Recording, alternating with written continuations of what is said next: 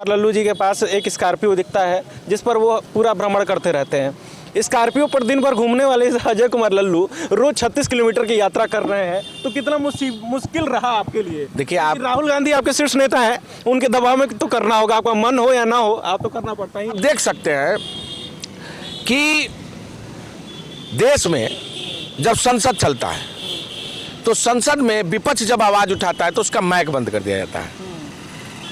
विधानसभा में जब विपक्ष बोलने जाता है तो उसका माइक बंद कर दिया जाता है। दूरदर्शन पर जो प्रसारित किया जाता है तो दूरदर्शन पर प्रसारित के दौरान होता क्या है कि जब हम मुद्दों को रेज करते हैं, विषयों को रेज करते हैं, तो उतनी लाइनें काट दी जाती हैं। आप लोग जो है काफ़ी लंबा यात्रा आपने भी किया है, तो उस पर भी हम बात करेंगे आगे कि किस तरह से यात्रा का किस तरह का एक्सपीरियंस रहा। लेकिन ये समझना चाहेंगे कि तमाम सब राज्य आप क्रॉस करते हुए आगे बढ़े, तमाम राज्यों में क्या एक्सपीरियंस रहा? दाग लगने से नहीं डर लगता है जीवन में?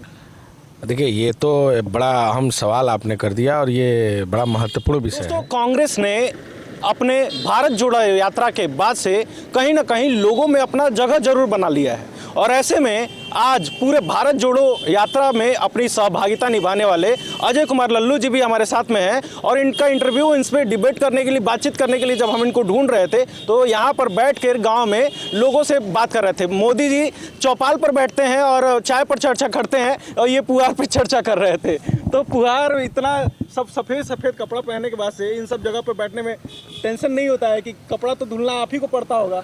देखिए गांव के लोग हैं हम लोग, और गांव हमारी पहचान है, और ये पुआल से तो हम लोगों का रिश्ता नाता है। धान जब होगा और धान होने के बाद उस धान का ही तो सेवन हम सबको करना है। भात ना मिली तो घर में क्योंकि पेट कैसे भरी? तो मैं समझता हूँ कि ये जो हमारी खेती की पहचान है, जिस मिट्टी से हमारा जुड़ाव है, जिन लोगों से जुड़ाव है, उनके बीच में बैठना मुझे तो ये मेरे लिए गर्व का विषय है। पॉलिटिशियंस जो होते हैं, नेताजी लोग होते हैं, वो सफ़ेद कपड़ा पहनते हैं और एक तरह से वो बताता है कि उनका चरित्र कितना स्वच्छ है, सुंदर है। और ऐसे में आप भी सफ़ेद कपड़ा धारक हैं, गांधी जी के विचारधाराओं से चलने वाले लोगों में से हैं, और दाग लगने से नहीं डर लगता है जीवन में? देखिए ये तो बड़ा अहम सवाल आपने कर दिया और ये बड़ा महत्वपूर्ण विषय है। मैं समझता हूँ कि हर एक आदमी को दाग से डरना चाहिए, लेकिन कपड़े के दाग से नहीं, चरित्र के दाग से।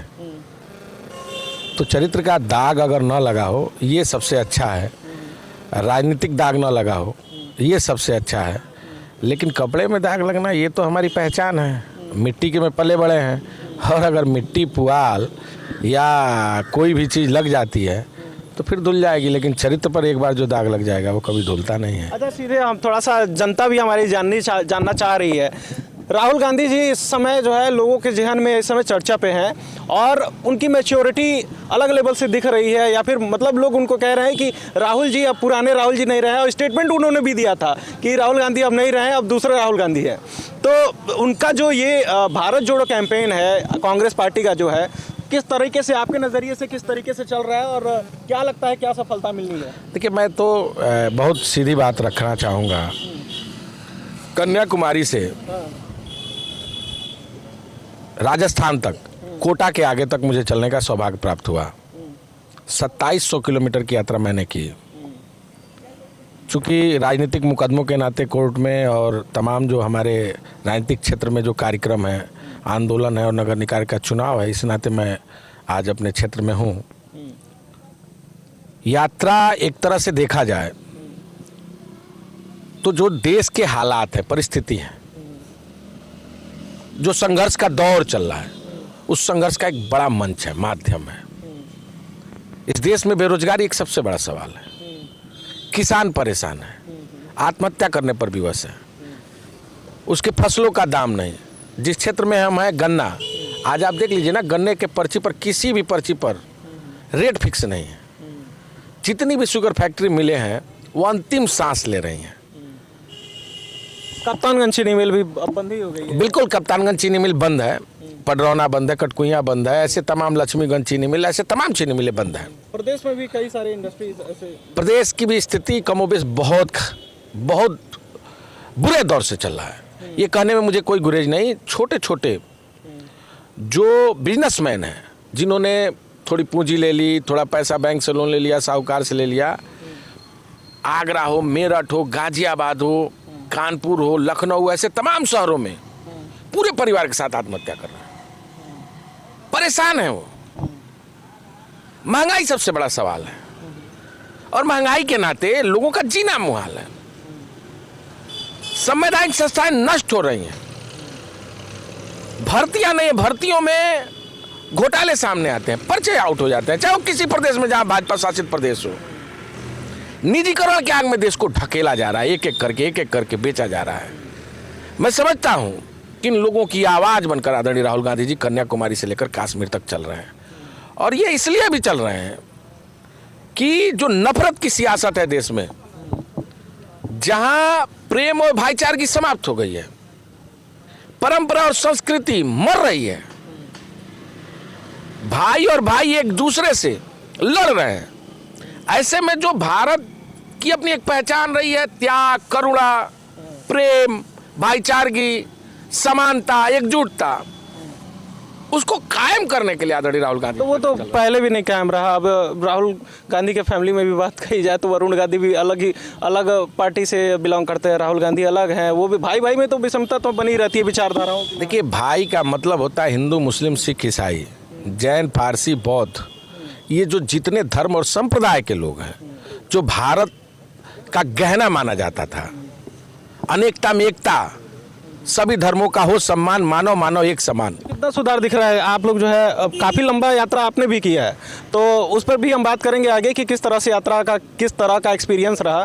लेकिन ये समझना चाहेंगे कि तमाम सब राज्य आप क्रॉस करते हुए आगे बढ़े, तमाम राज्यों में क्या एक्सपीरियंस रहा, लोगों का क्या ओपिनियन कुछ आप लोग के माध्यम से चेंज हो पाया? देखिए, केरल में हम लोगों ने देखा, वहाँ बड़े पैमाने पर लोग शिक्षित हैं, विषमताएं नहीं है, समानता है, लोगों में भाईचारगी है, करुणा है, एक दूसरे के प्रति लोगों में जुड़ाव है, एक दूसरे के साथ लोग चलते हैं। और वहाँ का जो एटमॉस्फेयर शिक्षा के क्षेत्र में, नौकरी के क्षेत्र में, या तमाम चीज़ों के क्षेत्र में जो देखने को मिला, वहाँ के आदिवासियों से, वहाँ के गरीबों से, किसानों से मिलने के बाद, हालांकि स्थानीय स्तर पर उनकी भी समस्याएं हैं, केंद्र सरकार से उनकी भी बड़ी शिकायतें हैं, राज्य सरकार से भी उनकी बड़ी शिकायतें हैं, लेकिन वहाँ लोगों में एक झुकाव दिखा, प्रेम दिखा। जब राहुल जी निकलते थे तो लोग गांव में, चाहे छोटे बच्चे हों, बुजुर्ग हों, नौजवान हो, हर आदमी उनका स्वागत करता था। कर्नाटक में आए, तेलंगाना में आए, आंध्र प्रदेश में आए, मध्य प्रदेश में आए, महाराष्ट्र में आए, तो जो अलग अलग संस्कृति रही, जो अलग अलग परंपरा रही, उसकी खूबसूरती देखने को मिली। जंगल, आदिवासी, गरीब, मजदूर, उनकी क्या समस्या है। तो ये जो भारत जोड़ने की जो बात है कि विभिन्न लोगों का विचार, विभिन्न लोगों की जो परंपरा, विभिन्न लोगों की जो संस्कृति, जो हमारे देश का अपना एक मान्यता रहा है, जो एक देश की परंपरा रही है, उसको कायम करने के लिए, उनको एक मंच पर लाने के लिए आप देख सकते हैं कि देश में जब संसद चलता है तो संसद में विपक्ष जब आवाज उठाता है तो उसका माइक बंद कर दिया जाता है। विधानसभा में जब विपक्ष बोलने जाता है तो उसका माइक बंद कर दिया जाता है। दूरदर्शन पर जो प्रसारित किया जाता है, तो दूरदर्शन पर प्रसारित के दौरान होता क्या है कि जब हम मुद्दों को रेज करते हैं, विषयों को रेज करते हैं, तो उतनी लाइनें काट दी जाती हैं। जो रिकॉर्ड है विधानसभा का, लोकसभा का, उन रिकॉर्डों से भी उन सब चीज़ों को गायब कर दिया जाता है कि चूंकि वो लोकसभा अध्यक्ष की अपने अधिकार है, विधानसभा अध्यक्ष का अधिकार है, तो उसको नहीं जोड़ते ताकि आने वाले समय में उसको कोई जान ना सके। अगर हम सड़कों पर अपनी आवाज को उठाते हैं तो टीवी, मीडिया, पेपर, यही तो एक माध्यम है जहां आदमी दिखता है। तो टीवी, पेपर और मीडिया अधिकतर बड़े पैमाने पर जो टॉप क्लास के हैं, जो टॉप क्लास के हैं, जिनका अपना एक रेपो है, वो सब तो अदानी और अंबानी ने ले लिया, बड़े बड़े उद्योगपतियों ने ले लिया। देश में 24 घंटा ये जो उद्योगपति हैं वो प्रधानमंत्री जी के लिए काम करते हैं। आप टीवी चैनल निकाल लीजिए, तमाम यूट्यूब के चैनल निकाल लीजिए, तमाम पेपरों को देख लीजिए, तो 1 नंबर दबाएंगे तो मोदी, 2 नंबर दबाएंगे तो मोदी, 3 नंबर दबाएंगे तो अमित शाह, 4 नंबर दबाएंगे राजनाथ सिंह, 5 नंबर दबाएंगे तो योगी, शिवराज सिंह। इसके अलावा कोई दिखता है टीवी पर? नहीं दिखता। डिबेट कैसे किया जाता है कि रुपया अगर गिर रहा है, रुपये का दाम गिर रहा है, तो रुपये का दाम गिरने के पीछे भी कई सारे तर्क दे दिया था कि कितना अच्छा हो रहा है। आर्थिक मंदी है तो इससे भारत कितना आगे जाएगा, इसके बारे में भी टीवियों पर तक दिया था। यानी 24 घंटा ये टीवी और पेपर और मीडिया यानी उद्योगपति मोदी जी के लिए काम करते हैं और मोदी जी 24 घंटा इनके लिए काम करते हैं। ये कम्युनिकेशन गैप जो है विपक्षी पार्टियों में कैसे हो पा रहा है? क्यों नहीं विपक्ष जो है जनता को ये उस तरीके से समझा पा रहा है कि ये सब जो चीज़ें चल रही हैं ये ठीक नहीं है? वो जनता तो फिर उनको मैंडेट दे रही है। कोई भी चीज़ बदलते बदलते बदलता है और राहुल गांधी जी ने कहा था कि अब हमारे पास एक ही विकल्प है कि जनता के बीच में जाएंगे, गांव-गांव जाएंगे, कस्बों में जाएंगे, लोगों के बीच में जाएंगे, अपनी बात को रखेंगे, उनके बीच में इस मुद्दों को उठाएंगे। और उन्होंने उठाया और ये लगातार इस मुहिम पर काम कर रहे हैं कि देखो हम आपके बीच में आए हैं, आपकी आवाज़ को, आपके इस तमाम विषयों को, मुद्दों को मंचों के माध्यम से उठा रहे हैं। और ये देश के हालात है, देश की परिस्थिति, आप इसको समझिए, देखिए, जानिए। और इतिहास गवाह है, जब जब किसी ने यात्रा की है तो परिवर्तन हुआ है और मैं समझता हूँ परिवर्तन होगा। तो अब थोड़ा सा जो है समझते हैं एनर्जी, हम भी पत्रकार हैं और खबर बनाते बनाते थकान हो जाती है, लेकिन जिस तरह से राहुल गांधी भी यात्रा कर रहे हैं और आप भी कन्याकुमारी से लेकर आप कहाँ तक चले थे? मैं कन्याकुमारी से अभी राजस्थान के कोटा से, तो राजस्थान के कोटा तक, बूंदी वगैरह तक चले तो काफ़ी ज़्यादा डिस्टेंस है, बहुत ही ज़्यादा डिस्टेंस है। रोज़ चलने का काम होता होगा, कैसे ऊर्जा मेंटेन हो पा रहा है कांग्रेस के शीर्ष नेताओं का? देखिए 36 किलोमीटर रोज चलने का अवसर प्राप्त होता था। सवेरे हम लोग 5:30 बजे उठते थे, ध्वज बंदन होता था, वंदे मातरम, जनगण मन, और उसके बाद अपना विजय विश्व तिरंगा प्यारा। फिर वहाँ से हम लोग पैदल चलने का क्रम शुरू करते थे, लगभग 18 किलोमीटर, 17 किलोमीटर, 20 किलोमीटर तक, 10, सवा 10, साढ़े 10 तक हम पहुँचते थे। कैंप साइड बनी रहती थी, 1 number camp, 2 number camp, 3 number camp. तो 1 नंबर कैंप में हम लोगों को रुकने का अवसर प्राप्त होता था। हम लोग चाय पीते थे, फल फ्रूट खाते थे, फिर खाना खाए, फिर सो गए और फिर 3 बजे उठ के फिर यात्रा शुरू। ये यात्रा इसलिए हम लोग कर पाते थे कि जब हम लोग पैदल सड़कों पर निकलते थे तो जो लोगों का हुजूम दिखता था, लोगों का अभिवादन दिखता था, प्यार दिखता था। मैंने देखा छोटे छोटे बच्चे हैं, स्कूल जा रहे हैं, बसों में जा रहे हैं, पैदल जा रहे हैं, और हम लोगों को देखते देखते कहते थे जोड़ो जोड़ो भारत जोड़ो, जात पात के बंधन छोड़ो, नफरत छोड़ो भारत जोड़ो, नफरत छोड़ो भारत जोड़ो। ये मनमोहक देश, अलग अलग संस्कृतियाँ जो कल्चरल प्रोग्राम के अंतर्गत, डांस के अंतर्गत, आदिवासी जो अपनी पुरानी परंपरा और सभ्यता को दर्शाते थे, तमाम नित्य बंधन, तमाम बड़े जो काव्य रचना करने वाले, संस्कृति के जो जानने वाले लोग हैं, तमाम ज्ञानविद, तमाम प्रोफेसर, तमाम जो विचारक थे, वो सब उस यात्रा में शामिल होते थे और एक बड़े मजमे के साथ, बड़े हुजूम के साथ लोग आते थे, चलते थे साथ में, तो एक उत्साह होता था। तमाम फिल्मी कलाकार भी, तो ऊर्जा वहाँ से भी मिलती रहती होगी। लेकिन फिर भी एक बड़ा महत्वपूर्ण ये भी है लोगों के लिए समझना कि जैसे कि अजय कुमार लल्लू जी के पास एक स्कॉर्पियो दिखता है जिस पर वो पूरा भ्रमण करते रहते हैं। स्कॉर्पियो पर दिन भर घूमने वाले अजय कुमार लल्लू रोज 36 किलोमीटर की यात्रा कर रहे हैं, तो कितना मुश्किल रहा आपके लिए? देखिए, आप राहुल गांधी आपके शीर्ष नेता हैं, उनके दबाव में तो करना होगा, आपका मन हो या ना हो, आप तो करना पड़ता ही होगा। मैं समझता हूँ ये दबाव की यात्रा नहीं थी, ये हमारे लिए यात्रा थी, देश के लिए यात्रा थी, गरीबों के लिए थी, शोषितों के लिए, वंचितों के लिए थी। हमारे परिवार का बच्चा जो 1 से लेकर 8 तक पढ़ता था, प्राथमिक स्कूल में पढ़ता था, उसकी छात्रवृत्ति तो बंद हो गई, तो उनकी लड़ाई हम कैसे लड़ेंगे? हमारे जो संविधान में अधिकार थे आरक्षण, वो तो ख़त्म कर दिए गए, तो उसकी लड़ाई कैसे अगर नहीं लड़ेंगे तो इतिहास क्या हमें माफ़ करेगा? अगर बेरोजगारी के खिलाफ नहीं लड़ेंगे तो इतिहास क्या हमें माफ़ करेगा?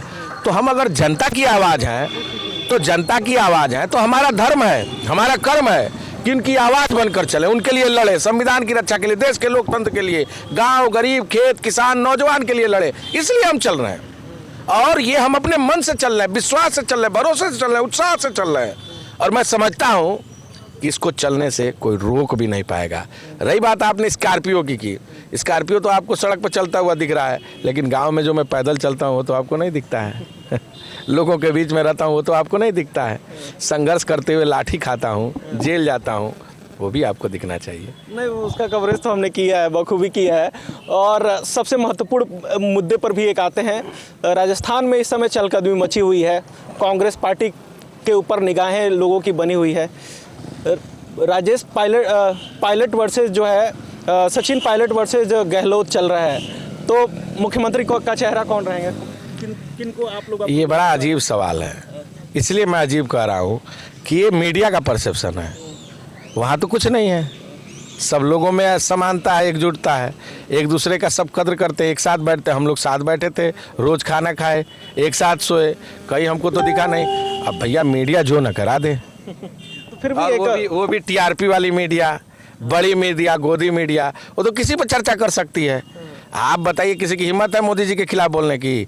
चीन इतने बड़े पैमाने पर आपकी ज़मीन को कब्जा कर रहा है और कर लिया। अरुणाचल प्रदेश में अभी सेना के साथ जिस तरह का दुर्व्यवहार उसका हुआ, तो पुराने वीडियो चलाकर 2020 का, और वो भी कह रहे हैं इसकी पुष्टि नहीं की जा रही है। आप जनता को गुमराह कर दिए, देश की सीमा खतरे में है, तो उसके ऊपर किसी की हिम्मत है मीडिया के चर्चा करने की? नहीं कर सकती, बड़ी मीडिया तो नहीं कर सकती। मैं जानता हूं कि कुछ हमारे छोटे बड़े भाई हैं जो उस पॉइंट पे आपको करेक्शन करने वाले। नहीं, मैं वो तो कर दे हैं, वो करेंगे इसलिए कि उनका जमीर जिंदा है। लेकिन जिसका जमीर ही मर गया, आपने अभी देखा ना रवीश कुमार जी ने क्या कहा, सेठ ने टीवी चैनल तो खरीद लिया, मेरा 27 साल का मेहनत जिस चैनल में रहकर मैंने किया था वो तो खरीद लिया, लेकिन सेठ रवीश कुमार कहाँ से खरीदोगे? तो मैं समझता हूँ कि बहुत सारे ऐसे जमीर वाले भी पत्रकार हैं, और पत्रकार चल तो रहे हैं राहुल जी के साथ, बड़े बड़े पत्रकार चल रहे हैं, क्योंकि उनके अंदर वो जानते हैं कि देश में हो क्या रहा है। अब हमारे 60% जनता जो है देश की अभी थोड़ी गुमराहियत की स्थिति में है, और जो मैं समझता हूँ धीरे धीरे उनके परिवार, उनके बच्चे, उनका जीवन, उनका भविष्य जो खतरे में हो रहा है, वो भी इस चीज़ को समझ। तो राहुल गांधी के साथ चलने वाले पत्रकार जो है वही अच्छे पत्रकार होते हैं? नहीं, मैं ये नहीं कह सकता। मैं ये कहता हूँ आलोचना। रवीश कुमार आज जो है अगर आलोचना करते हैं बीजेपी का और कहते हैं कि सेठ ने खरीद लिया, लेकिन रवीश कुमार को नहीं खरीदा जा सकेगा, उस न्यूज़ को कांग्रेस के इस जो ऑफिशियल हैंडल है उसके द्वारा शेयर किया जाता है, रवीश के जो इंटरव्यू है उसको प्रसारित किया जाता है, तो ये क्या है? मतलब आप लोग इंटरनल अलायंस कर लिए हैं क्या रवीश कुमार के साथ? आपको एक बात समझना पड़ेगा कि वो आपको नहीं, मैं एक बात आपको समझाना चाहूँगा। रवीश कुमार ने कई ऐसे मौक़ों पर, वो एक उदाहरण है, ऐसे तमाम पत्रकार हैं। ये नहीं कहा जा सकता कि रवीश कुमार ही अकेले पत्रकार है, बहुत सारे पत्रकार हैं। रवीश कुमार की बात आप कर रहे हैं, तो जो रवीश कुमार की बात की, वो आलोचना भी कांग्रेस की बड़ी की है, ऐसा नहीं कि नहीं करते हैं। और मैं तो कहता हूँ आलोचना जब तक किसी दल का, किसी मुद्दे का, किसी विषय का नहीं होगा, तब तक कोई व्यक्ति अपनी कमियों को नहीं देख सकता।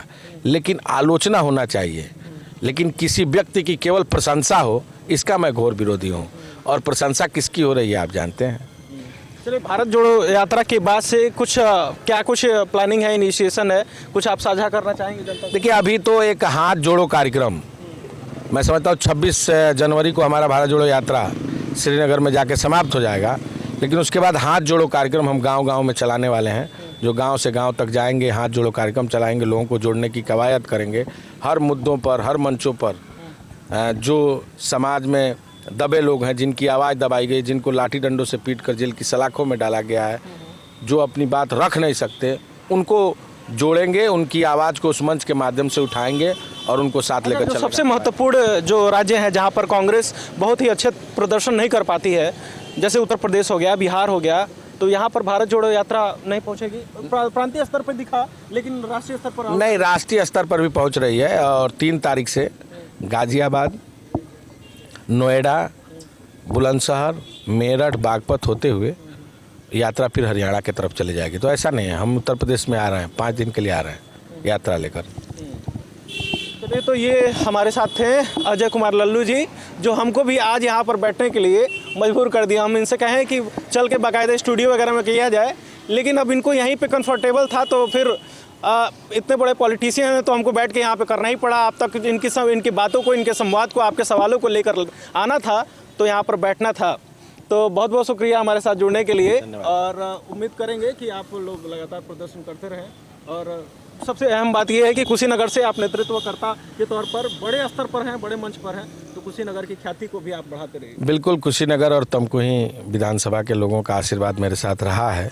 इस नाते मैं आज इस मुकाम पर हूँ और मैं समझता हूँ कि और भी मजबूती से अपने क्षेत्र का, अपने जनपद का, प्रदेश का मुद्दा सड़क पर और जब सदन में मौका मिलेगा तो सदन में भी मजबूती से उठाता रहूँगा और निश्चित तौर से बिना डरे, बिना भय के उठाऊँगा। और ये हल्की सी मुस्कान के साथ जब कहते हैं कि बिना भय के उठाऊंगा, तो ये अजय कुमार लल्लू की अपनी आइडेंटिफिकेशन बन गई है, पहचान बन गई है। और स्थानीय लोग बहुत अच्छे से बखूबी से समझते हैं कि अजय कुमार लल्लू कहीं भी दिख जाते हैं और कहीं भी संघर्ष, छोटा भी अगर कोई मुद्दा होता है उसके लिए 40-40 दिन का ये प्रदर्शन कर लेते हैं, अनशन कर लेते हैं। अभी कुछ दिन पहले जैसे दिखा, नारायणपुर में दिखा और पुलिस को उसका जल्दी से जल्दी खुलासा भी करना पड़ा। तो ये क्वालिटी है, गुणवत्ता है अजय कुमार लल्लू जैसे नेताओं के साथ जब बात करते हैं, बैठते हैं तो थोड़ा सा धरातल का भी अनुभव होता है। तो ऐसे में कुशीनगर के खबरों को देखने के लिए कुशीनगर समाचार और संवाददाता पे बने रहिए।